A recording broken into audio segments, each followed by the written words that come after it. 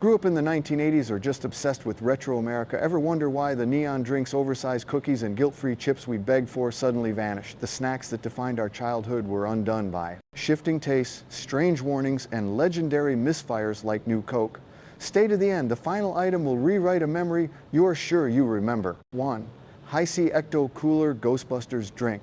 Step back into the mid-1980s cafeteria where a single neon green box could turn an ordinary lunch into the envy of the playground. Hi-C Ecto Cooler wasn't just juice, it was Ghostbusters in a carton glowing under kitchen lights like liquid lightning. Children clutched it proudly as if sipping from Slimer's own stash of slime. The flavor was impossible to pin down, part orange, part lemon, part mystery, but that didn't matter. What mattered was the thrill of punching a straw through the foil and feeling instantly cooler.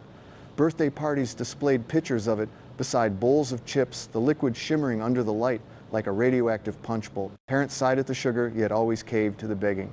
Then, just as suddenly as it arrived, Ecto Cooler vanished. The craze faded, leaving kids to wonder why magic never lasts. Looking back, it feels like a snapshot of the decade itself, loud, silly, and unforgettable. Do you still remember the sweet tang of Ghostbusters in your lunchbox? 2. Jell-O Pudding Pops. Imagine a sweltering summer afternoon in the 1980s, the hum of cicadas filling the air as the freezer door creaked open. Inside waited Jell-O Pudding Pops wrapped in humble paper yet bursting with promise. With commercials starring Bill Cosby looping endlessly, every child begged for that creamy swirl on a stick. The Pops were colder than ice cream but softer, leaving a pudding taste that lingered on the tongue. Boxes disappeared overnight with siblings fighting for the last swirl and neighbors trading chores for a single bar.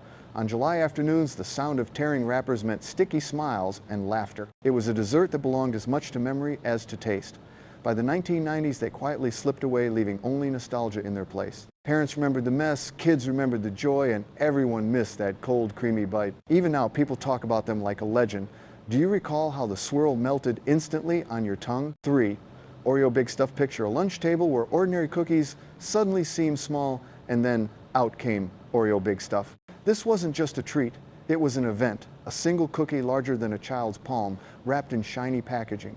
It arrived with jingles that stuck in your head, promising indulgence on a grand scale. Holding one felt like holding a piece of candy history cream spilling from the sides like frosting. Kids flaunted them at recess playground trays, reaching fever pitch when someone revealed a monster cookie. Parents rolled their eyes at the sugar, but children knew they were eating something outrageous. It was the 1980s at its boldest, flashy, excessive, and unforgettable. But the extravagance didn't last.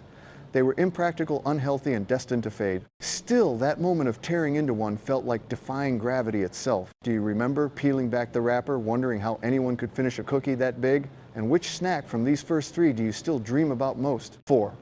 Planters Cheese Balls. In the bright blue canister with a rattle that echoed Planters Cheese Balls announced themselves before the lid even came off. Pouring them into a bowl meant the party had begun, the neon orange puffs tumbling like treasure. They were light as air, yet they left a trail of stubborn cheese dust that lingered long after the crunch. At sleepovers and movie nights, the can was empty before the credits rolled. Parents sighed at the mess, but kids reveled in licking their glowing fingers clean. Some swore the taste was better than any other cheese puff, a secret seasoning that made Planters stand apart. For a moment, it felt like comfort in its purest form. When they disappeared in the 2000s, fans begged for a comeback. To this day, the memory sparks obsession, proof of how powerful nostalgia can be. Do you recall the cheesy badge of honor on your fingertips, worn proudly as proof you had the good stuff? 5. Fruit roll-ups. Unwrapping a fruit roll-up in the 1980s wasn't just a snack, it was playtime. Kids stretched them thin until they folded them into ropes, or chewed them in giant sticky balls. The bright packaging screamed fun, promising endless creativity with each colorful sheet. Teachers hated the mess, parents tolerated it, but children adored every sticky bite.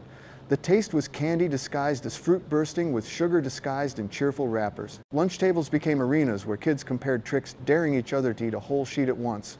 The joy wasn't just in eating, it was in bending the rules. Though cleaner versions came later, the original chaos defined a generation. They captured the loud, messy heart of childhood, a memory that clings like sugar on fingers. Do you remember peeling back the sheet, stretching it until it snapped, and grinning with the victory of sweet rebellion? If you're enjoying this trip, hit like and subscribe for more. 6. Peanut butter boppers. On crowded grocery shelves, peanut butter boppers stood out like futuristic candy bars. Rolled in chocolate or crunchy granola, these tubes of peanut butter promised a new kind of snack. The commercials showed kids dancing and chomping, selling the dream of something both fun and filling. At school, they were gold swapped for sandwiches, chips, even 2 desserts. The combination of creamy peanut butter with an unexpected coating felt daring, a little messy, but completely irresistible. Some parents frowned at the stickiness, but children tore them open before even leaving the store. For many, it was the highlight of a lunchbox, yet their reign was short-lived, fading by the decade's end. Still, those who tasted them remember the novelty of biting into what felt like the future. Do you recall unwrapping one, wondering if peanut butter had finally found its perfect disguise? Between these snacks, which one brings your own memories rushing back? 7. Dunkaroos. The cafeteria roared with excitement whenever someone opened Dunkaroos. Cookies on one side, frosting tubs on the other, it was a ritual disguised as a snack. The kangaroo mascot danced across commercials shouting with glee as kids dunked and licked with abandon. The cookies themselves were plain, but the frosting was the star, thick, sweet, and dangerously scarce. Children rationed each dip-licking containers clean when no frosting remained. At lunch tables, one pack could transform a kid into the most popular friend in the room. It was indulgence packed neatly in a plastic tray. When they faded into the 90s, the absence felt like losing a childhood treasure. For many, Dunkaroos symbolized the joy of making ordinary cookies extraordinary. Do you remember dunking until your fingers were sticky, chasing every last swirl of frosting until nothing was left? 8. Squeeze-It juices. In birthday coolers packed with ice bottles of Squeeze-It juices stood like colorful toys waiting to be claimed. Shaped into fun characters, the plastic bottles made drinking feel more like play than refreshment. Twisting the cap and squeezing hard was half the thrill juice, spurting like a secret trick. The flavors were bright, sugary, and secondary to the fun of collecting bottles. Kids lined them up as trophies, squirted them like water guns, and traded empty shells like currency. Parents knew it was more sugar than juice, yet surrendered because it kept the children entertained. It was packaging turned into playtime.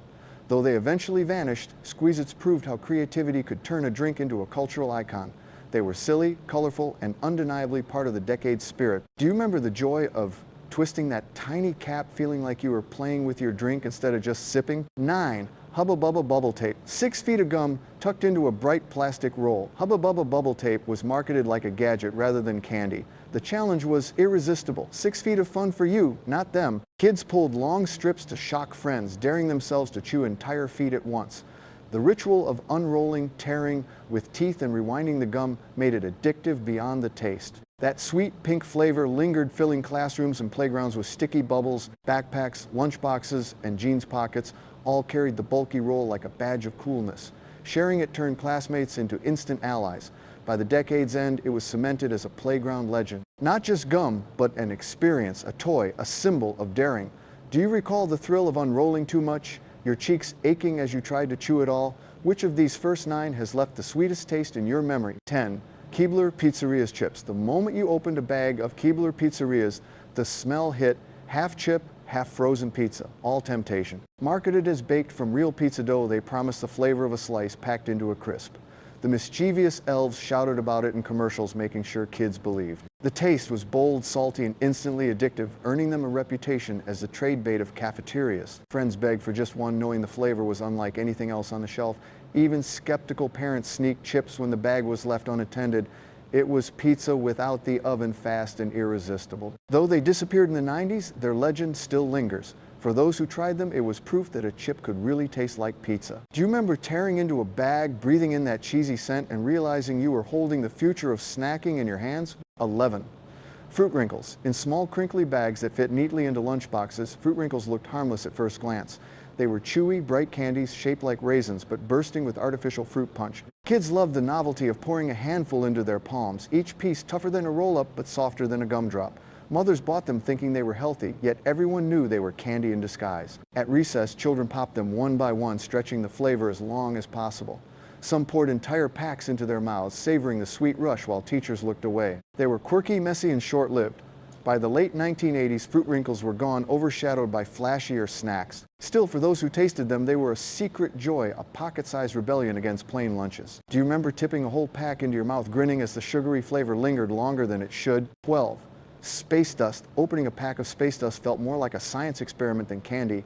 Tiny crystals shimmered like colored sugar, but the second they touched your tongue, they fizzed and foamed wildly. It was Pop Rocks turned electric, a carnival for your mouth disguised in a paper pouch. Children dared each other to dump whole packets, buzzing with laughter as the fizz filled their cheeks. Rumors spread that mixing it with soda could cause explosions, only adding to the thrill. At recess, it was currency proof of bravery and the sound of childhood curiosity. Parents shook their heads but couldn't deny the fascination. Its time on shelves was brief yet unforgettable. Space dust captured the spirit of the decade, experimental, silly, and just a little dangerous. Do you remember that electric tingle racing across your tongue as if the universe itself had just landed in your lunchbox? Which of these three, the wrinkles, the dust, or the fizz, lives strongest in your memory? 13. PB Max candy bar. The PB Max was a square of decadence that defied logic in the late 1980s. Packed with oats, peanut butter, and milk chocolate, it was heavier than any candy bar had a right to be. One bite filled your mouth with chewy richness that felt more like a meal than a treat. Children traded sandwiches for it, adults quietly snacked on it, and sales soared. Commercials bragged about its success, cementing it as a new classic. But behind the scenes, rumors swirled that Mars executives simply disliked peanut butter, sealing its fate despite popularity. Its disappearance baffled fans. Today, PB Max is remembered as one of the greatest vanished candies of its era. Nostalgia paints it as bold, hearty, and tragically short-lived. Do you remember biting into one of those chunky bars, wondering how something so beloved could vanish overnight? 14. Kugel-flavored peanut butter. On crowded shelves of peanut butter jars, Kugel stood out with playful labels and unexpected flavors. Banana, cinnamon, vanilla, even chocolate, each one turned peanut butter into a dessert-like spread. It intrigued parents, delighted adventurous kids, and confused anyone loyal to plain peanut butter. Opening the jar released a scent both familiar and strange. The texture was smooth, but the flavor carried an odd twist that made sandwiches feel experimental. Children scooped it onto crackers, swirled it into spoons, and discovered peanut butter could taste like candy. For a brief moment, it felt revolutionary. By the decade's end, the novelty wore thin and jars quietly disappeared. Yet memories of cinnamon and banana spreads still linger for those who tried them. Do you recall opening a jar-tasting peanut butter that didn't taste like peanut butter at all and wondering why it never lasted? 15. New Coke 1985 brought a corporate gamble that nearly toppled a giant. Coca-Cola unveiled New Coke Sweeter and Smoother, meant to outmatch Pepsi. Instead, fans erupted in protest, treating the reformulation as betrayal. Suddenly, a soda wasn't just a drink, it was tradition under attack. People wrote letters, staged protests, and even hoarded old cans. News anchors covered the outrage as if it were national drama. Within months, Coca-Cola Classic returned, restoring faith but leaving scars. The phrase marketing disaster became synonymous with New Coke's legacy. Though it lingered under different names, the damage was done. It became a cautionary tale of how deeply people connect with brands. Do you remember the shock of hearing Coke had changed and the relief of seeing the red can return? Between PB, Max Kugel, and New Coke, which one felt like the bigger loss to you? 16. Crystal Pepsi, clear and gleaming in tall bottles. Crystal Pepsi was a soda that looked like water but promised cola. Kids poured it into glasses just to watch adults double take, marveling at the clear liquid that tasted almost the same. The novelty was the hook, the purity, a gimmick. For a short time, it filled vending machines and supermarket shelves. The commercials promised freshness, modernity, and a cleaner future for soda. Teens flaunted it at parties, enjoying the thrill of drinking something that felt futuristic. Yet once the curiosity faded, so did sales. Still, its memory lingers as a symbol of 1990s reinvention, born in the late 1980s. It returned briefly years later, proving nostalgia could revive even failed experiments. Do you remember your first sip, staring into the glass and thinking it felt wrong for cola to look like water? 17. Pepsi Free. Pepsi Free arrived boldly in the early 1980s, promising all the taste without caffeine. Parents loved the idea, offering soda without the late-night buzz. Kids didn't mind the logo looked sharp and the taste was close enough. Its biggest claim to fame came in 1985's Back to the Future. Marty McFly's request for a Pepsi Free confused the diner staff, but immortalized the brand. That single scene turned it into trivia gold, a cultural memory bigger than its actual sales. It lived briefly in regular and diet forms. By the decade's end, it was rebranded into caffeine-free Pepsi, fading quietly. Yet collectors and fans still smile at the retro cans. Do you remember seeing that bold name in vending machines, wondering if it really tasted the same? 18. Sundrop Soda. While giants battled on national shelves, Sundrop carved out a loyal following in the South. Bright citrus with a sharp kick, it was sweeter and stronger than Mountain Dew, or so its fans swore. Families stocked it proudly, feeling it was their secret regional gem.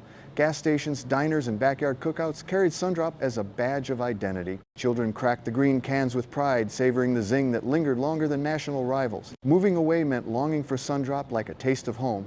Though never nationwide, its cult status gave it immortality. To this day, many argue it was the best citrus soda of its time. Do you remember sipping Sundrop on a summer porch, feeling like you had discovered something the rest of the country missed?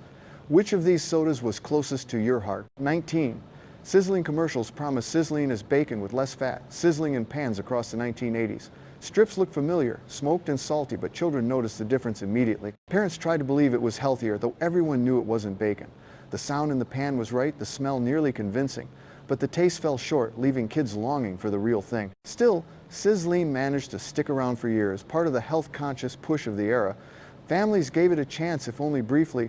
Eventually it vanished, remembered as a curious experiment. It symbolized the decade's obsession with reinvention, even at breakfast. Do you recall biting into a strip and wishing for the real crackle of bacon instead? 20.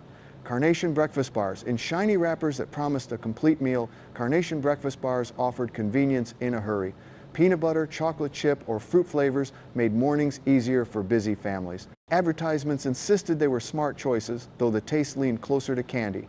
Children loved them, tucking them into backpacks as sweet energy on the go. Parents trusted the brand, even if sugar outweighed nutrition. They became staples of rushed mornings, the kind that blurred between school bells and car rides. For a while they felt indispensable, but the truth caught up, energy crashed as quickly as it spiked. By the late 1980s, their moment passed, leaving only nostalgia for hurried mornings. Do you remember tearing open that wrapper, realizing breakfast had officially turned into candy? If you're enjoying this journey, hit like and subscribe for more. 21. Totino's Party Pizzas' frozen aisles in the 1980s often hid treasures for children, and Totino's Party Pizzas were one of them. Pulled from cardboard boxes, the thin discs baked into crunchy edges and gooey centers. They were cheap, plentiful, and perfectly sized for after-school hunger. Kids devoured them on paper plates in front of televisions, independence in every bite. The neon cheese and tiny pepperoni bits felt more like snacks than meals, but that was the point. Parents stocked freezers with stacks knowing they could silence complaints for a couple of dollars. Though far from gourmet, they became cultural comfort food. The packaging screamed fun, the smell filled kitchens, and the taste carved its place in memory. Do you recall waiting by the oven, hearing the timer tick down, impatient for your own little pizza? 22. Handy Snacks. Peel back the plastic film and Handy Snacks revealed their magic crackers, bright orange cheese, and the iconic red stick. It wasn't just food, it was a mini ritual. Every child developed their own spreading style, from careful layers to outrageous heaps. The cheese was processed, tangy, and unmistakably artificial, yet nobody cared. At lunch tables, the red stick was currency saved and collected like hidden treasures. Handy Snacks fit neatly in lunch boxes, making them a parent's dream for convenience and a child's dream for ownership. They lasted long past the decade, but the nostalgia belongs to the 80s. Each kit was independence, a portable meal. Children could control themselves. Do you remember peeling one open spreading cheese stick and savoring the pride of finishing your own snack? 23. Campbell's Chunky Soup. When Campbell introduced Chunky Soup, it was more than broth, it was a challenge. Marketed as hearty, man-sized, and filling the cans promised meat and vegetables in bold letters. Commercials showed athletes spooning it up, insisting this was not soup for kids. Opening a can revealed big potato chunks, smaller bits of meat, and salty comfort. For families, it stretched a budget while feeling more substantial than condensed soup. Children laughed at the chunky claim, but still enjoyed seeing visible pieces floating in the bowl. It became part of cold nights, fast dinners, and the idea of soup as a meal. The memory lingers of cans stacked in pantries, waiting for a hungry teenager. Do you recall popping one open, wondering if soup could really be tough? 24. Fruit Brute cereal. Among Count Chocula and Frankenberry lurked Fruit Brute, the forgotten werewolf of the cereal aisle. Bright boxes showed his goofy grin, promising fruity marshmallows that popped against neon flakes. It joined the monster lineup, but never quite found its pack. Children who tried it remember sharp sweetness like candy mixed with milk. The marshmallows shaped like fruit gave bowls a playful kick. Collectors now pay hundreds for sealed boxes, proving nostalgia turned failure into treasure. The cereal aisle was a battlefield of mascots, and Fruit Brute howled in vain. By the mid-1980s, it was gone, but its legend survives in memory. Do you recall seeing that silly werewolf on the shelf, begging you to give his cereal a chance?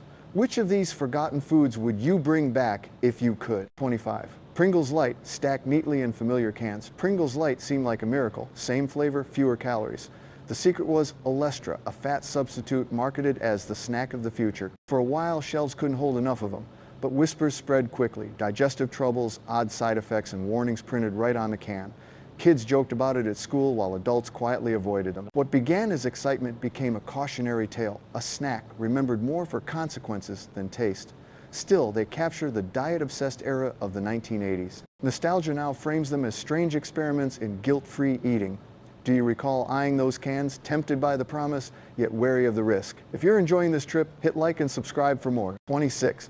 Economy pancake mix. Cardboard boxes of pancake mix line pantry shelves promising breakfast for pennies.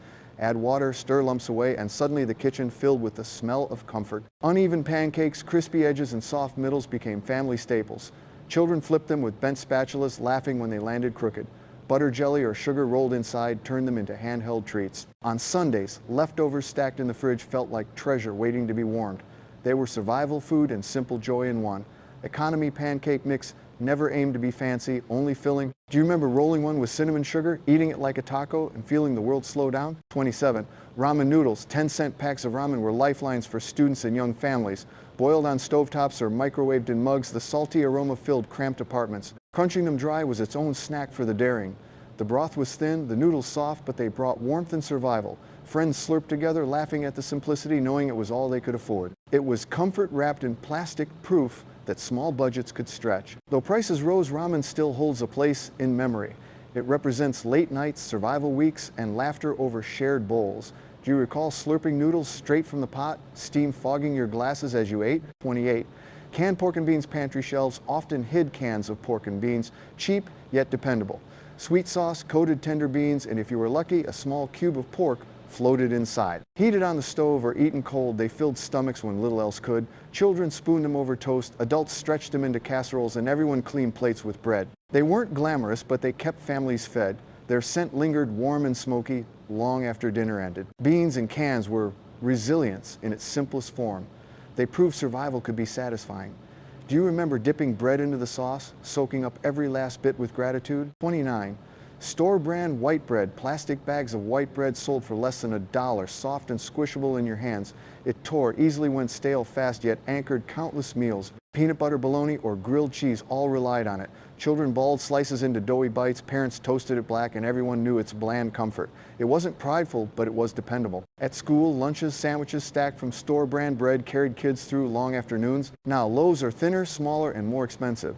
Still, the memory of cheap bread as the backbone of meals remains.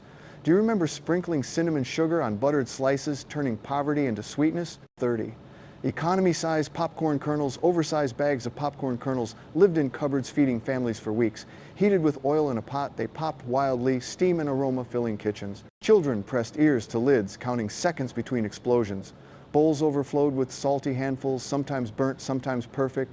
Margarine drizzled, sugar added, or plain, they transformed into party snacks. Movie nights weren't complete without greasy fingers and laughter echoing in dark rooms. Popcorn kernels were cheap magic, stretching $1 into memories. They carried the sound, smell, and taste of home. Do you remember the hiss of kernels bursting your house, filled with warmth, long before microwave bags ruled the shelves? If you're still here, hit like and subscribe so these memories never fade. We've just walked back through 30 grocery treasures of the 1980s, each one a snapshot of childhood family tables and after-school rituals. They remind us that food was never only about flavor, it was about laughter, with siblings' trades in the cafeteria and the comfort of neon boxes glowing in kitchen light. Some of these items disappeared quietly, others went out in a blaze of controversy, but all of them left fingerprints on our memories. Looking back, we see how each snack carried more than sugar or salt. It carried the spirit of a generation. Now it's your turn. Which of these forgotten foods lit up your childhood the most? Share your memories below. We'd love to hear your stories. And if you want more journeys into America's past, don't forget to like this video, subscribe, and share it so these stories never fade.